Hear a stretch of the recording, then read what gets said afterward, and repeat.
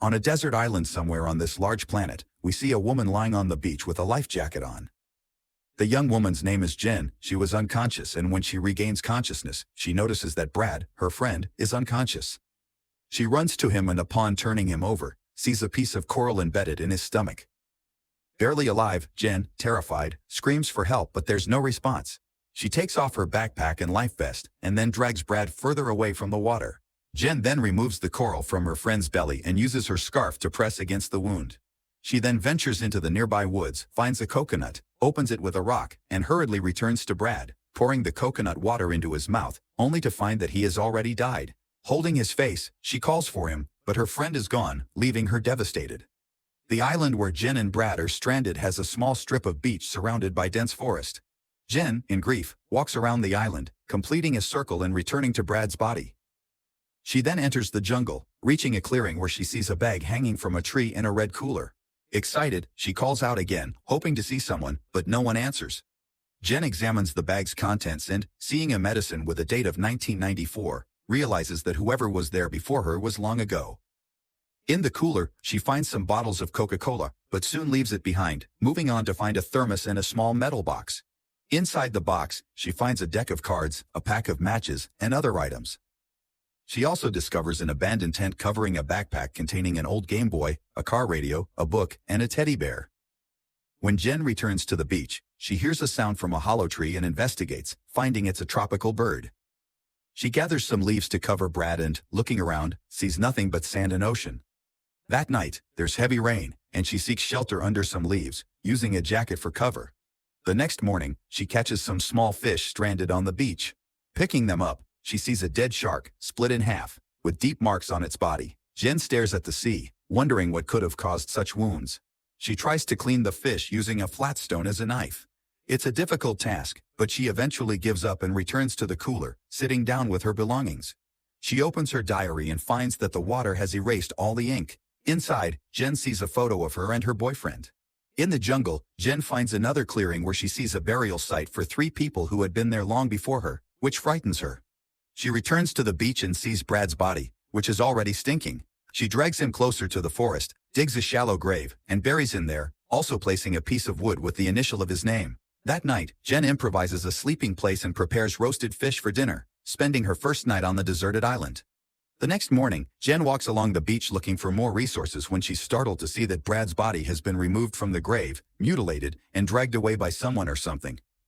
She grabs a piece of wood, sharpens it with a stone into a spear for defense, and looks around, expecting to see something, but finds nothing.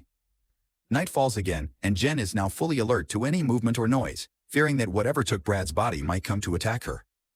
But nothing happens, and all is quiet.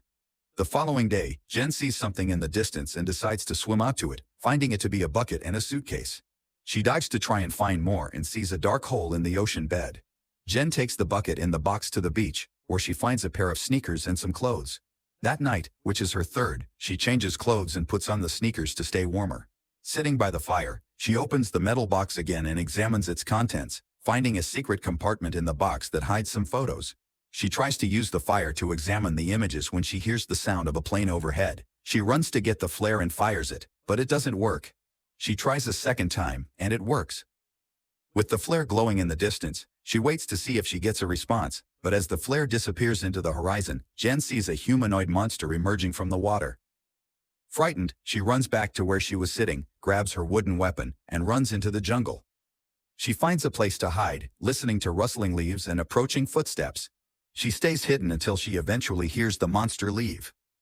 The next day, Jen runs back to the beach. She looks again at the 4 photos she was examining the night before, and discovers they are of a family. The last photo shows a woman holding a bag near the tree Jen found earlier. In the photo, Jen can see 2 shining dots in the distance. She contemplates what to do, empties the suitcase, puts her and Brad's life jackets inside, and tries to use it as a raft. She takes this makeshift raft to the ocean and tries to get on it, but despite several attempts, the suitcase raft can't support her weight. So, she throws the life jackets and the suitcase back to the beach. That night, Jen uses the hollow tree as her sleeping place, keeping her weapon close in case the monster returns. At some point during the night, Jen is sleeping inside the trunk when she hears the monster arrive. She tries to stay quiet as the beast approaches and rolls the trunk with Jen inside, but she makes no noise. Luckily, the terror doesn't last long, and it ends with the thing going away. The next morning, a frightened Jen comes out of the trunk and manages to catch a small shark using some little fish as bait. She then uses the shark as bait for the monster. That night, which is already the 5th, while hiding in a place where the hanging shark is within her line of sight, she watches, hoping the monster will just take the shark and go away without wanting to go after her. Jen closes her eyes for a short time at some point, and when she opens them, the shark has already disappeared. The next morning, Jen examines the worn ropes and, while sharpening her weapon, sees something in the distance. It's a body floating in the water.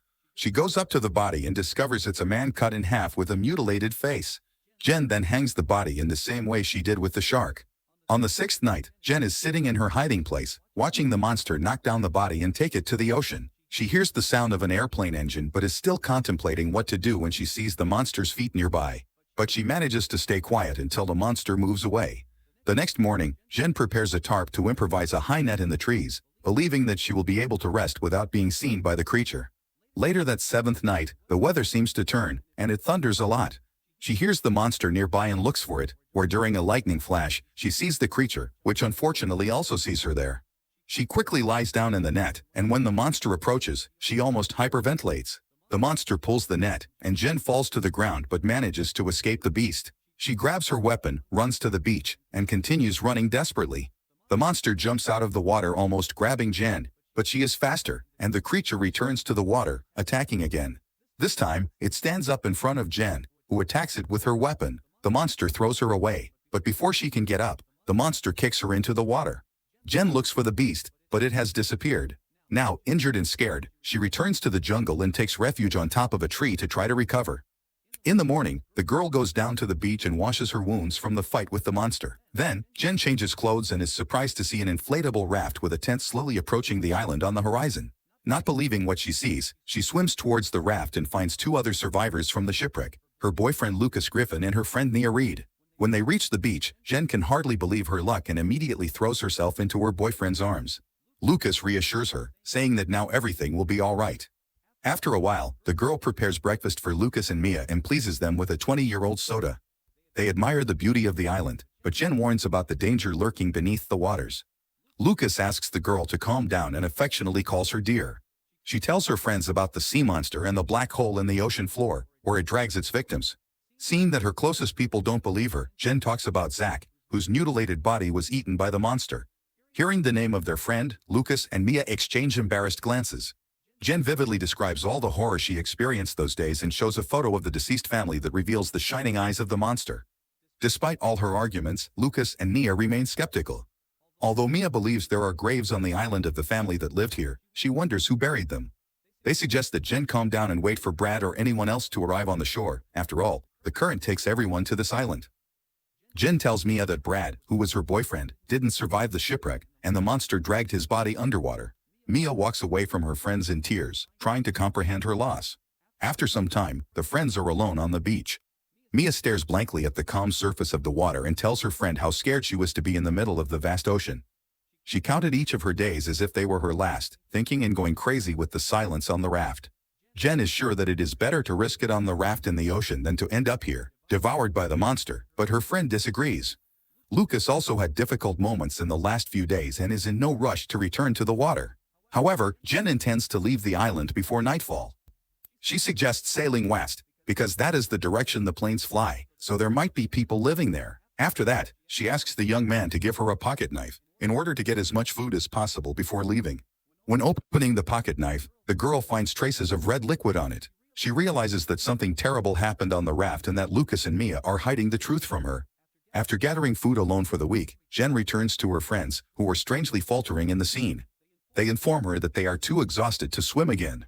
They think that any scary monster that lives on the island should not be more dangerous than floating on a raft in the open ocean.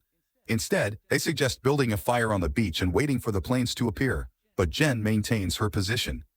She tries to convince her friends to get into the lifeboat and escape before nightfall, but Lucas explodes at her and refuses to go. Without the support of her closest friends, the girl goes to swim. While in the water, she devises a cunning plan. After waiting for her boyfriend and Mia to let their guard down, Jen puts the prepared supplies in a container and then launches the inflatable raft into the water, making a daring attempt to escape without the two of them. The couple realizes this and starts chasing the girl. Jen tries to get away from them and pushes Mia several times with her feet. Eventually, Lucas manages to throw his girlfriend out of the raft, and Mia immobilizes her, hitting her head with an oar. Jen regains consciousness when it's already dark.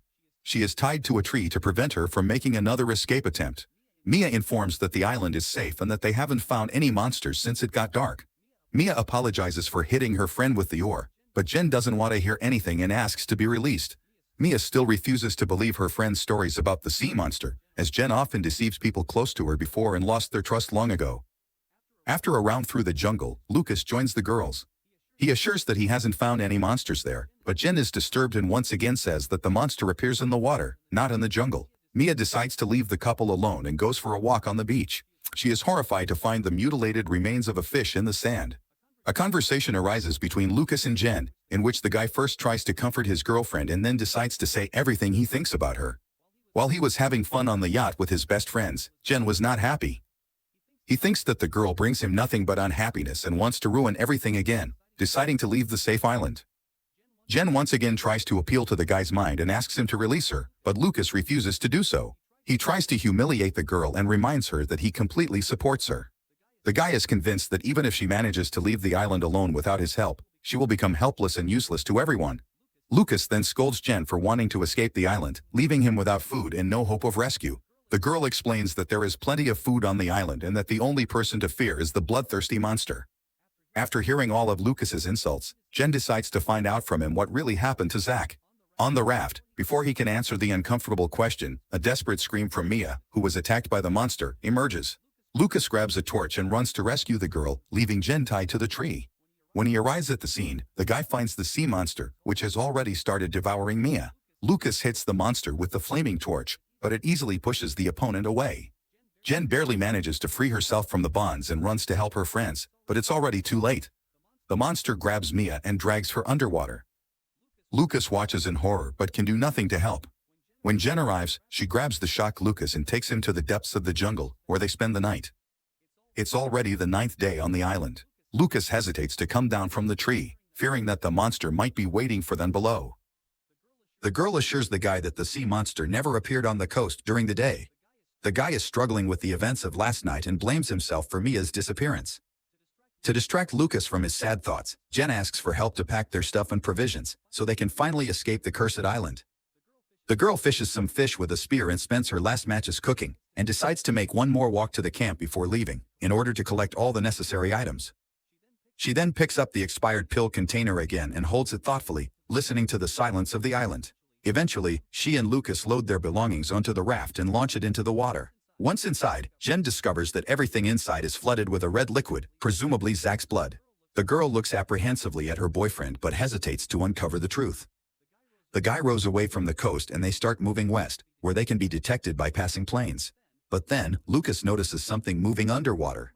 Moments later, the sea monster jumps and attacks them. Lucas and Jen barricade themselves inside the raft, but the monster continues attacking from all sides. They are very scared, as they were convinced that the monster only appeared at night.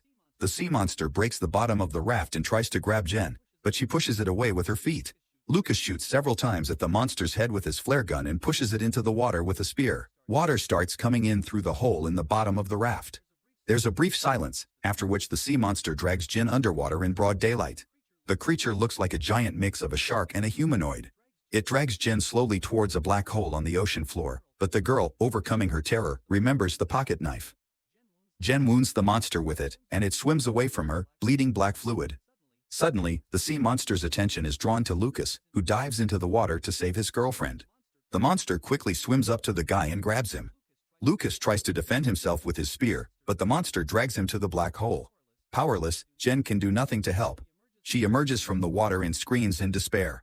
With no choice, she has to return to the island, where the torn raft is carried by the current. The girl struggles to light a fire and leaves a last message in her diary. In it, she recounts what happened on the island and shares her experiences with the monster. She hopes the message will help all the shipwreck survivors who may be cast ashore after her, in case she can't handle the creature alone. Jen decides to confront the sea monster and starts preparing for the final battle. She sharpens tree branches and unearths bones from graves to make sharper weapons. At night, the monster goes out to hunt again. Jen lures it into a circle of dry sticks and grass, and then sets it on fire. The monster looks confused, trying to find a way out of the trap. Taking advantage of the moment, the girl comes out from behind cover and attacks first with her spear. She grabs more sharp sticks and tries to attack the monster again, but it throws her away. Jen doesn't give up and keeps attacking the monster desperately, trying to stick as many spears as possible into its recent wound. After a fierce confrontation, the girl tries to crawl to her weapon, but the monster grabs her with a huge paw, squeezing Jen's head, intending to crush her skull.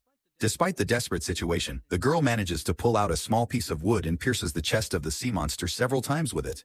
Both are severely injured, but the monster keeps pursuing Jen to the shore. The girl stops, ready to attack the monster again, but it collapses, exhausted from its injuries. The girl destroys the creature, piercing it with her spear, and then decapitates its lifeless body. Fortunately, the terrible night turns into dawn. We end here seeing Jen limping towards the raft, carrying the head of the monster as proof of what happened to her on that cursed island, which is now in flames, and fortunately, this will be her salvation, being a signal for someone to see from afar.